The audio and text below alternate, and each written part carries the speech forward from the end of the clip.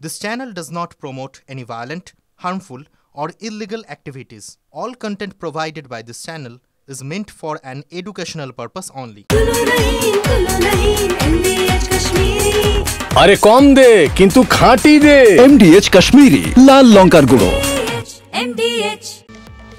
টিভি9 বাংলায় স্বাগত। দুপুরে সুপার প্রাইম টাইম নিয়ে আপনাদের সঙ্গে রয়েছে আমি শর্মিষ্ঠা, আমার সঙ্গে স্টুডিওতে রয়েছে দীপ, অন্যদিকে নিউজ রুম এবং নিউজ ডেস্ক থেকে রয়েছে আমার দুই সহকর্মী শুভজিৎ ও আত্রেয়।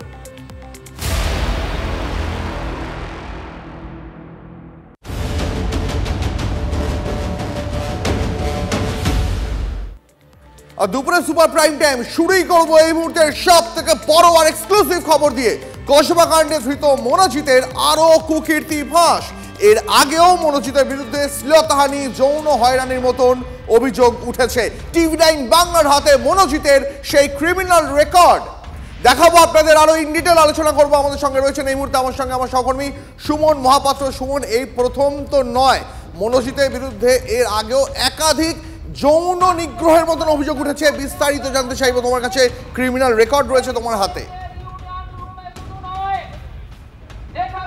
একেবারে দেখো, 2012 সালে কলেজে অ্যাডমিশন নিয়েছিল মনোজিৎ মিশ্র।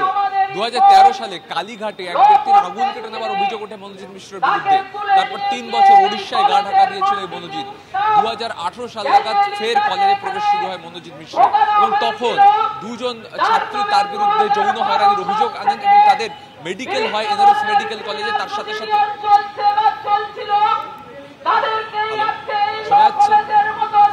হ্যাঁ সুমন, প্লিজ কন্টিনিউ, শোনা যাচ্ছে, প্লিজ কন্টিনিউ।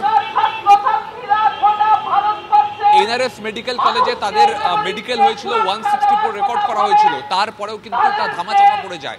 পরবর্তীকালে এখানকার প্রিন্সিপাল দেবাশিস চট্টোপাধ্যায়, তৎকালীন প্রিন্সিপাল, তিনি 4 বছরের জন্য এই মনোজিতের কলেজে ঢোকা বন্ধ করেন। তার কারণ এই মনোজিৎ কলেজে ঢুকে মেয়েদের উত্তপ্ত করছিল। সেই অবস্থায় 2022 সাল পর্যন্ত তার কলেজে ঢোকা বন্ধ ছিল। 2023 সালে যখন মনোজিৎ কলেজে ফিরল তখন এসে আবারও শ্লীলতাহানির অভিযোগে অভিযুক্ত হলো। অর্থাৎ বারংবার এর বিরুদ্ধে এই শ্লীলতাহানি এবং যৌন হয়রানির অভিযোগ উঠেছে।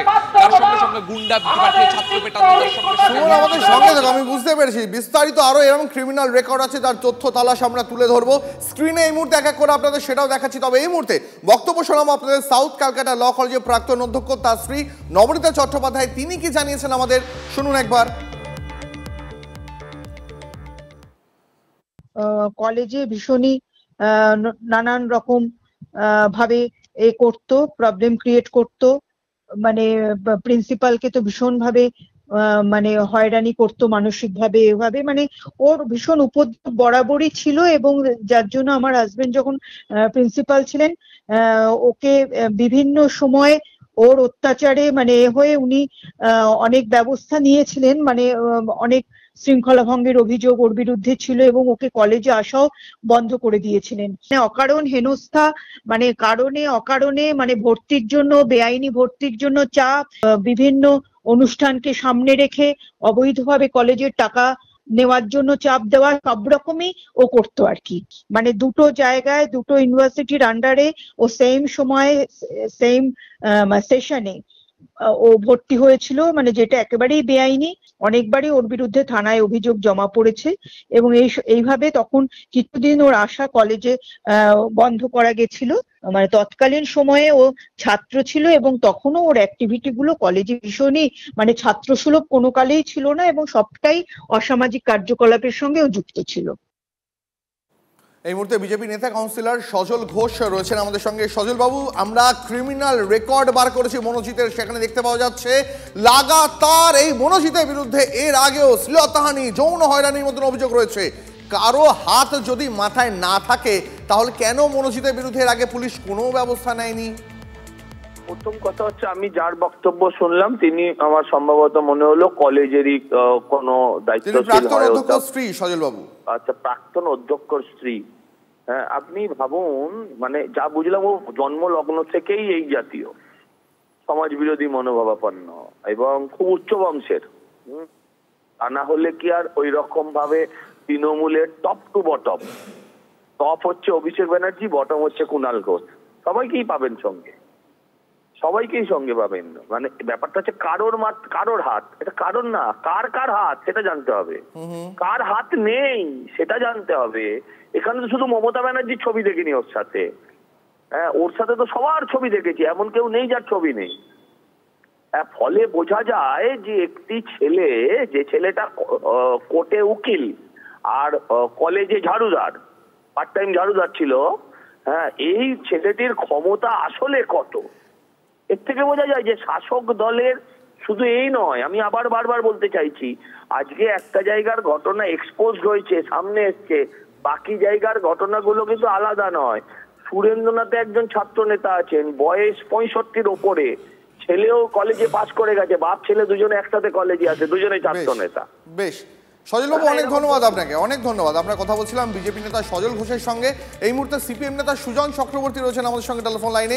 সুজনবাবু, টিভি9 বাংলার হাতে মনোজিতের যে ক্রিমিনাল রেকর্ড রয়েছে তাতে আমরা দেখতে পাচ্ছি গত 7 বছর ধরে, একদিন দুদিন নয়, 7 বছর ধরে এই মনোজিতের বিরুদ্ধে একাধিকবার শ্লীলতাহানি, যৌন হয়রানির মতন গুরুতর অভিযোগ উঠেছে। পুলিশ কি এতদিন চোখ বন্ধ করে বসেছিল সুজনবাবু? না, আপনার কেন এত দুশ্চিন্তা হচ্ছে আমি বুঝতে পারছি না।